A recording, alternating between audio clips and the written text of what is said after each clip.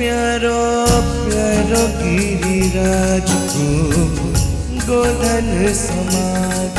प्यारो प्यारो गिरिराज को गोधन समाज। प्यारो प्यारो गिरिराज को गोधन समाज। प्यारो नाम बरसानो बरसाने वाली। प्यारो नाम बरसानो बरसाने वाली। प्यारो नाम बरसानो बरसाने वाली। प्यारो नाम बरसानो बरसाने वाली। मेरो प्यारो नंदलाल प्यारी प्यारी लाली। मेरो प्यारो नंदलाल प्यारी लाली। मेरो प्यारो वृंदावन प्यारो वनमाली। मेरो प्यारो वृंदावन प्यारो वनमाली। मेरो प्यारो वृंदावन प्यारो वनमाली। मेरो प्यारो वृंदावन मेरो प्यारो नंदलाल।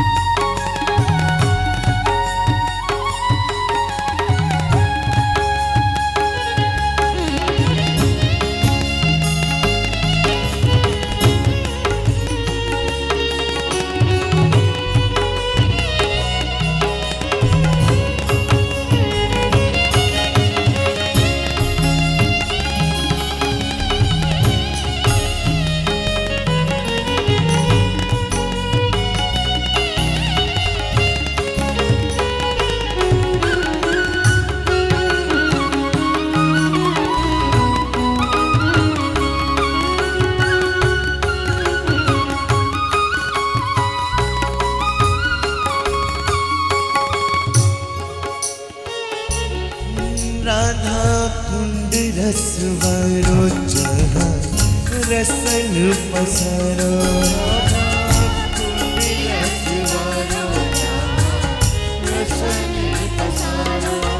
राधा कुंड रसवारो जहाँ रसन पसारो। प्रेम नाम प्यारो प्यारो प्यारी रस पाली। प्रेम नाम प्यारो प्यारो प्यारी रस पाली। प्रेम नाम प्यारो प्यारो प्यारी रस पाली। प्रेम नाम प्यारो प्यारो प्यारी रस पाली। मेरो प्यारो नंदलाल प्यारी प्यारी लाली। मेरो प्यारो नंदलाल प्यारी लाली। मेरो प्यारो नंदलाल प्यारी लाली।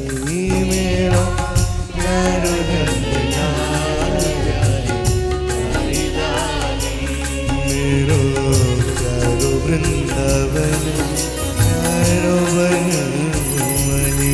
मेरो प्यारो वृंदावन प्यारो वनमाली। मेरो प्यारो वृंदावन प्यारो वनमाली।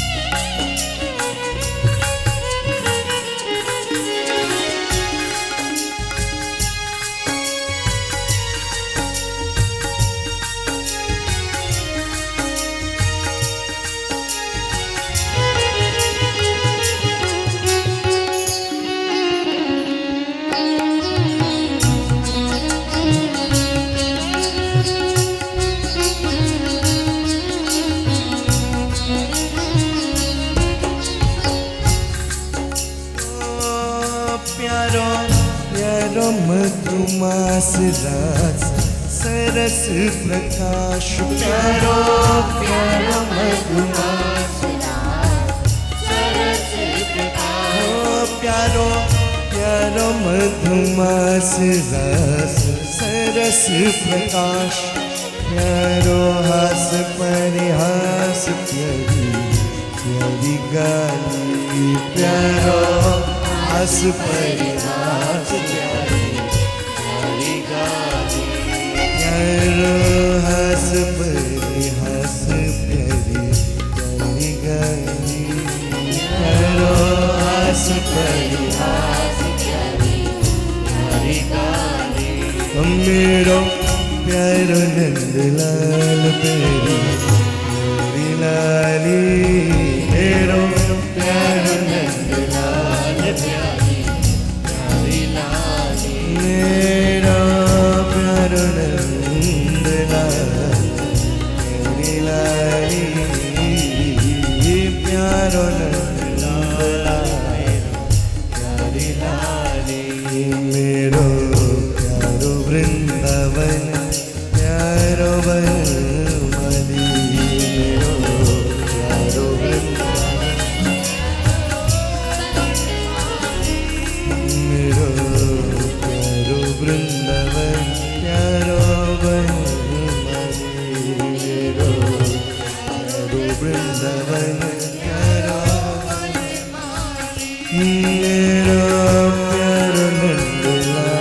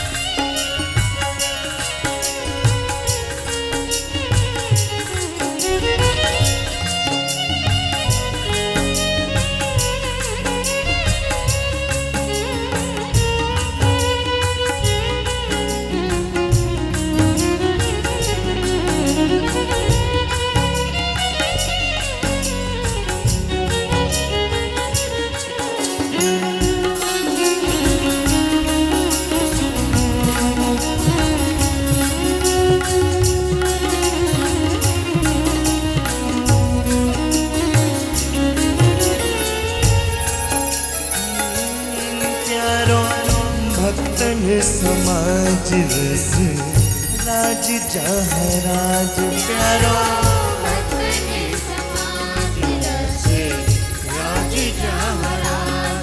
प्यारो भक्तन समाज रस राज जहाँ राज प्रिय भक्ति भक्त भाज प्यारो रस ढाली प्रिय दर्श भक्त भाज प्यारी रस ढाली प्रिय दर्शरथ भ्राज प्यारी रस ढाली प्रिय दर्श भक्त भ्राज प्यारी रस ढाली प्रिय दर्श भक्त भ्राज प्यारी रस ढाली प्रिय दर्श भक्त भ्राज प्यारी रस ढाली मेरा प्यारो नंदलाल प्यारी प्यारी लाली मेरो प्यारो नंदलाल प्यारी प्यारी लाली मेरो प्यारो नंदलाल प्यारी प्यारी लाली मेरो प्यारो नंदलाल प्यारी प्यारी लाली मेरो प्यारो वृंदावन प्यारो वनमाली मेरो प्यारो वृंदावन प्यारो वनमाली मेरो प्यारो वृंदावन प्यारो वनमाली मेरो प्यारो वृंदावन प्यारो वनमाली मेरा प्यारा नंदलाल प्यारी प्यारी लाल नंद लाल प्यारी प्यारी लाली, मेरा प्यारा नंद लाल प्यारी प्यारी लाली, मेरा प्यारा नंद लाल प्यारी प्यारी लाली, मेरो प्यारो वृंदावन प्यारो वन माली, मेरो प्यारो वृंदावन प्यारो वन माली, मेरो प्यारो वृंदावन प्यारो वन माली, मेरो प्यारो वृंदावन प्यारो वन माली, मेरा प्यारो नंद लाल प्यारी प्यारी लाली, मेरा प्यारो नंद लाल प्यारी प्यारी लाली, प्यारी प्यारी लाली, प्यारी प्यारी लाली, प्यारी प्यारी लाली।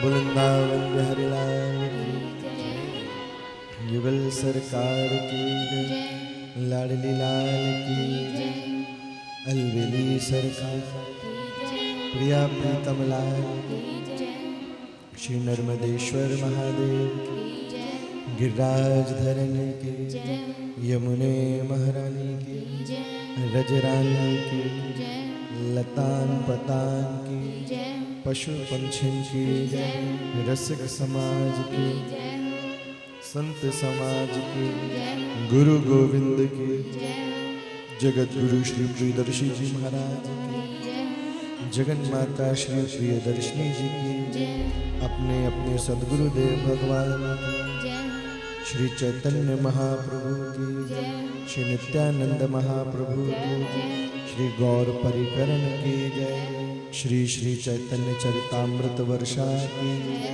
जय, जय श्री राम, जय जय श्री राम, जय जय श्री राधे श्याम निताय गौर हरि बोल। श्री राधे। राधे राधे। अनंत श्री विभूषण जगत गुरु प्रियदर्शी जी महाराज की अनुपम कृति श्री श्री चैतन्य चरितामृत वर्षा का आप लोग श्रवण करने जा रहे हैं।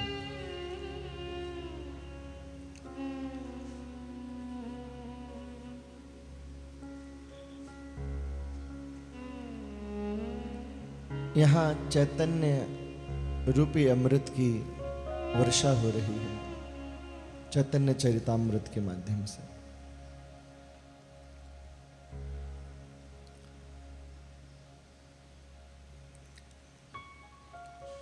हमारे गुरुदेव भगवान वर्णन करते हैं, हमारे गुरुदेव भगवान वर्णन करते हैं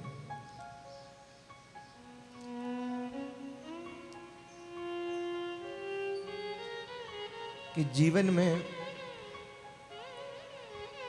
जब तक त्याग की स्थिति नहीं आएगी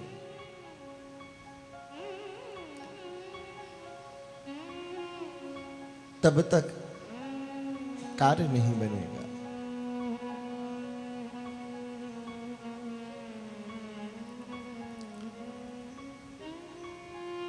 लिख रहे हैं एक जगह, इस भाव को प्रकट कर रहे हैं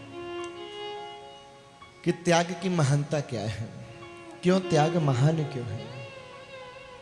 हर कथा में किसी भी संत के पास जाएं, महापुरुषों के पास, सदगुरुदेव के पास जाएं, सभी त्याग की विशेषता बताते हैं।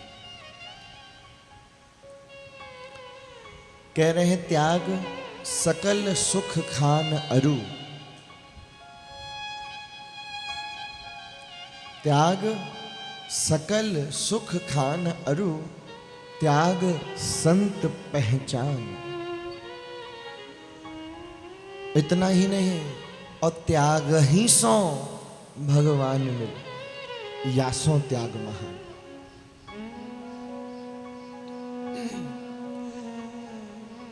भगवत प्राप्ति नहीं, अगर संसार रूपी सुख की भी प्राप्ति चाहता है जीव,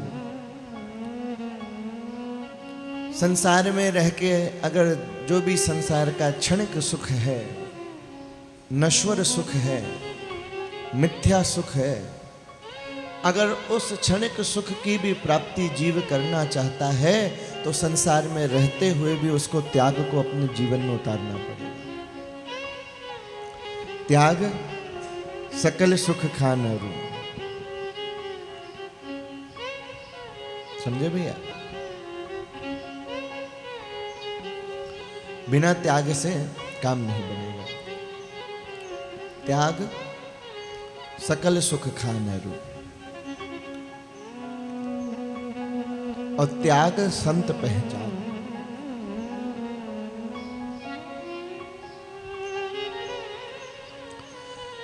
वेशभूषा, तिलक आदि ये तो बाहरी आवरण की पहचान है। इससे तुम रूप की पहचान कर सकते हो कि इसने ये वस्त्र धारण किए हुए हैं तो कोई वैष्णव प्रतीत होता है, पर आवश्यक नहीं है कि उसका स्वभाव संत प्रवृत्ति का हो। पर यह संभवतः संभव है कि जिसके हृदय में त्याग महाराज उपस्थित हैं, वो किसी भी वेश में क्यों ना उपस्थित हो, पर वो संत की पहचान है। त्याग संत पहचान। एक अच्छे साधक को जीवन में त्याग जो होना जरूरी है। कथा तो सुन ली, आनंद आ गया, वाह भाई वाह, चैतन्य चरितामृत हो रहा, बड़ा आनंद आ रहा है, भागवत जी हो रही है, बड़ा आनंद आ रहा है, श्री प्यारी रामायण जी हो रही हैं, बड़ा ही आनंद का प्रादुर्भाव हो रहा है। लेकिन सुनने के तत्पश्चात ना जीवन में त्याग है, ना वैराग्य है, ना उन बातों की उपस्थिति जीवन में है, तो आनंद नहीं हुआ, उस सुख के रूप में परिवर्तित हो गया। क्योंकि आनंद और सुख में यही अंतर है कि सुख मिलके घटना प्रारंभ हो जाता है और आनंद मिलते ही बढ़ना प्रारंभ हो जाता है। सुख मिलते ही घटना प्रारंभ हो जाता है, एक निश्चित अवधि के बाद वो सुख दुख में परिवर्तित हो जाता है, वही सुख दुख देने लग जाता है। और आनंद की कोई सीमा नहीं है, अगर मिल जाए तो निरंतर बढ़ता ही जाता है, वर्धमान है आनंद।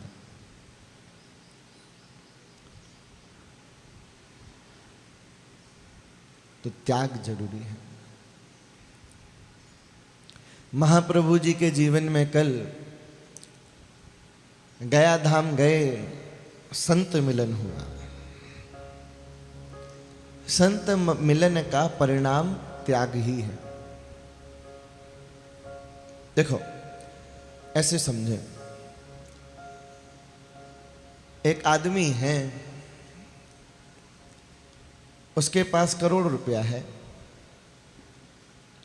अगर उसके पास 1 करोड़ रुपए है तो वो 100 लोगों को लखपति बना सकता है, क्योंकि उसके पास धन है, संपत्ति है। 1 करोड़ है तो 100 लोगों को लखपति बना सकता है। और एक प्राणी ऐसा है जिसके पास है ही नहीं कुछ, तो वो किसी को क्या देगा? तुम्हारे पास जो सामग्री होगी वही तो तुम किसी दूसरे को दे पाओगे। किसी के हृदय में विष भरा हुआ है, किसी के हृदय में अशांति भरी हुई है, चिंता भरी हुई है, दुख भरा हुआ है, तो जब वो जिससे मिलेगा तो क्या देगा? वो दुख ही देगा, अशांति ही देगा। जो दुखी है, बड़ा चेहरा उसका उदास है, तो ऐसे लोगों का चेहरा देख के सामने वाला भी दुखी हो जाता है कि भैया कोई मुसीबत होगी, दुखी हो जाओ। जैसे किसी की गमी में जाओ, या किसी के यहाँ कोई चोरी हो जाए, डाका हो जाए, किसी की तबीयत बिगड़ जाए, तो जब व्यक्ति जाता है तो कैसे जाता है? अगर स्वयं प्रसन्न चित्त भी होगा तो भी दुखी होके जाएगा। ऐसा नहीं है कि पिताजी चले गए, दादाजी चले गए और मुस्कुराता हुआ आदमी जा रहा है मिलने, ऐसा नहीं होगा।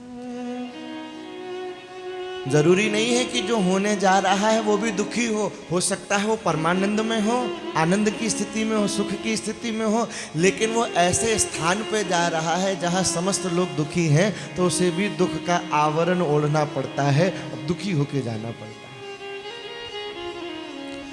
और जब किसी अच्छे कार्य में जाता है, किसी के यहाँ विवाह हो, किसी का जन्म हो, कोई उत्सव हो, कथा हो, भागवत हो, तो कितना भी दुखी व्यक्ति क्यों ना हो, परेशान व्यक्ति क्यों ना हो, ऐसे उत्सव में जब जाता है तो वो आनंद का आवरण ओढ़ लेता है। एक दूसरे को देख के इंसान का चेहरा वैसा ही हो जाता है।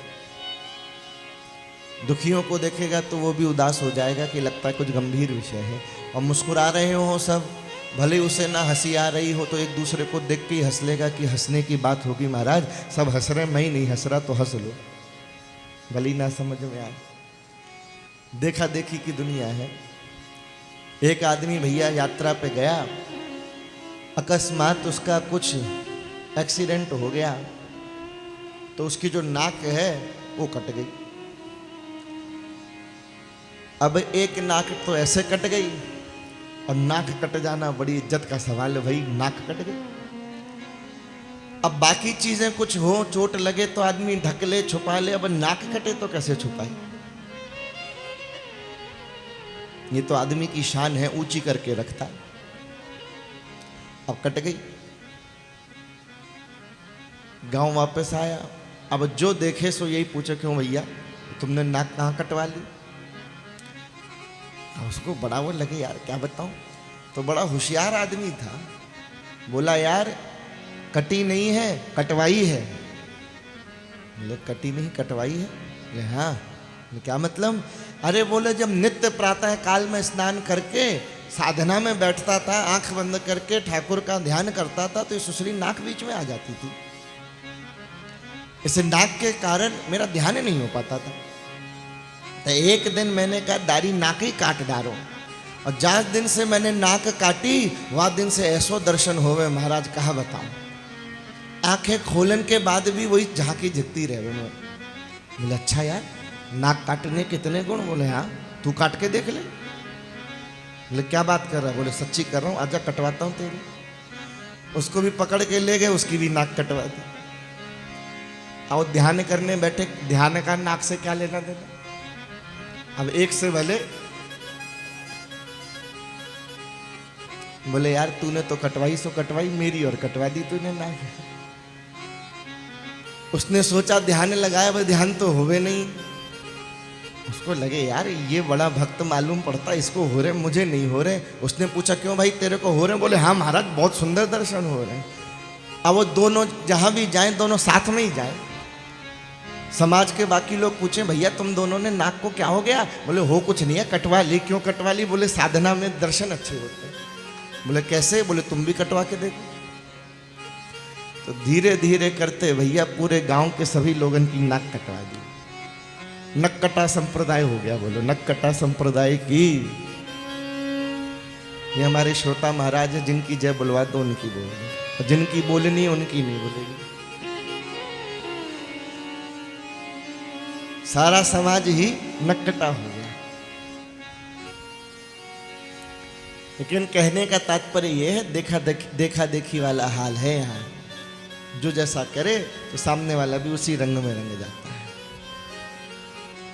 तो उसी प्रकार जब आसपास के वातावरण में प्रसन्नता का माहौल होता है, खुशी का माहौल होता है, मुस्कुराहट का माहौल होता है, तो दुखी व्यक्ति के चेहरे पे भी आनंद के भाव, मुस्कुराहट के भाव आ जाते हैं। वातावरण का असर करता है। संत मिलन का यही प्रभाव है कि अगर किसी असली संत से मिलोगे तो संत का प्रभाव जब तुम पे होगा तो तुम्हारे जीवन में भी वैराग्य आ जाएगा, त्याग आ जाएगा। किसी नकली से मिलोगे तो नाक ही कटेगी, और किसी असली से मिलोगे तो फिर क्या कहना। महाप्रभु जी को तीर्थ यात्रा में गया धाम की ईश्वरपुरी जी से भेंट हुई। बोलो श्री ईश्वरपुरी जी की। श्री चैतन्य महाप्रभु के श्री गुरुदेव महाराज हैं, गुरुदेव भगवान। गुरु साक्षात पर ब्रह्म है। गुरु कैसा है? साक्षात पर ब्रह्म कहा गया। ये नहीं कहा गया कि गुरु भगवान के जैसा है, जैसे शब्द का प्रयोग नहीं है। साक्षात पर ब्रह्म कहा गया है कि साक्षात रूप में गुरुदेव भगवान जो हैं भगवती ही है, भगवान ही है। गुरुदेव जो हैं भगवत स्वरूप है। गुरु को, सदग्रंथों को, है ना, ब्रजधाम को, इनमें और भगवान में अंतर नहीं माना गया, एक ही तत्व है। जो भावना प्रिया प्रीतम लालजू के समक्ष होनी चाहिए, वही भावना इन ग्रंथों के प्रति होनी चाहिए। वही भावना अपने सदगुरुदेव के चरणों के प्रति होनी चाहिए। वही भावना ये श्री नित्य ब्रजधाम है, इस ब्रजधाम के प्रति होनी चाहिए। संत मिलन होगा, त्याग आएगा।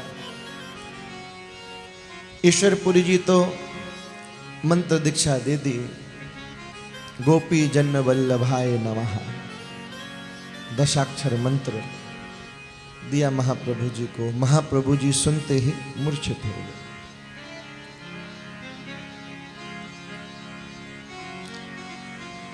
हृदय में वैराग्य की उत्पन्नता हो रही है। वैराग्य बढ़ा चला जा रहा है, बढ़ा चला जा रहा है।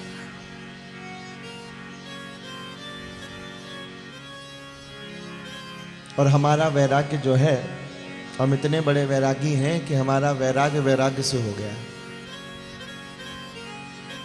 हम सब भी वैरागी हैं। वो संसार के वैरागी हैं और हम लोग वैराग्य के वैरागी हैं।